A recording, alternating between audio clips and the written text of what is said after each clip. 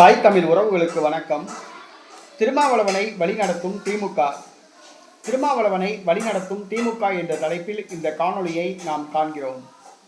ஏறத்தாழ ஒரு 4 ஆண்டு காலமாக திருமாவளவன் சொந்த புத்தியில் பேசவில்லை.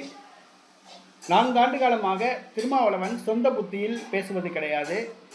முன்பெல்லாம் அவருடைய பேச்சை கேட்பதற்கென்று ஒரு கூட்டம் இருக்கும்.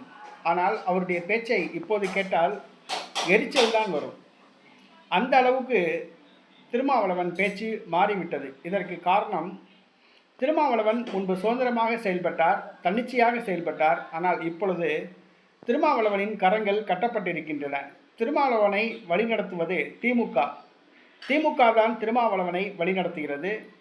எந்த ஒரு பிரச்சனை என்று சொன்னாலும் கூட திருமாவளவனை திமுக வழிநடத்துகிறது. திமுகவின் வழிகாட்டுதலின்படி திருமாவளவன் செய்தியாளர்களை சந்தித்து கருத்துக்களை தெரிவித்து வருகிறார்.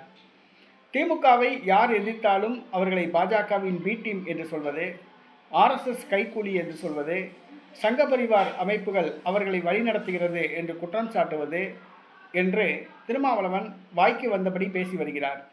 ஆனால் திருமாவளவனே RSS ஆதரவுடன் தான் 2001ஆம் ஆண்டு தமிழக சட்டப்பேரவை தேர்தலில் அவர் மங்களூர் தொகுதியில் ஜெயித்தார் என்பது குறிப்பிடத்தக்கது.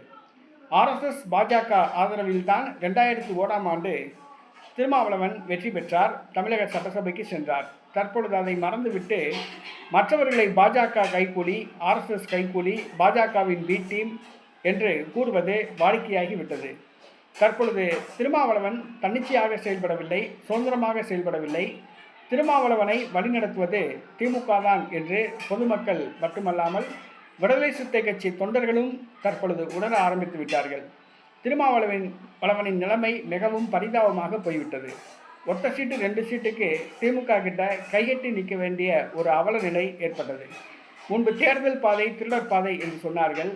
ஆனால் தற்பொழுது தேர்தல் பாதைக்கு வந்த இவர்கள் அந்த பாதையை திருடர் பாதை என்பதை நிரூபித்து வருகிறார்கள். ஏனென்று சொன்னால், ஒத்த சீட்டு 2 சீட்டுக்காக வேண்டி இன்றைக்கி திமுக கிட்ட மான மரியாதை எல்லாத்தையும் அடகு வச்சு விடுதலை சிறுத்தை கட்சி தலைவர் திருமாவளவன் இருக்கிறாப்புல. அவர் மட்டும் அடகு வைக்கல, தன்னுடைய தலித் சமூகத்தையும் தலித் சமூகத்து வாக்கு வங்கியையும் திமுக கிட்ட அடகு வச்சிருக்காப்புல. திருமாவளவனை வழிநடத்துவது திமுக.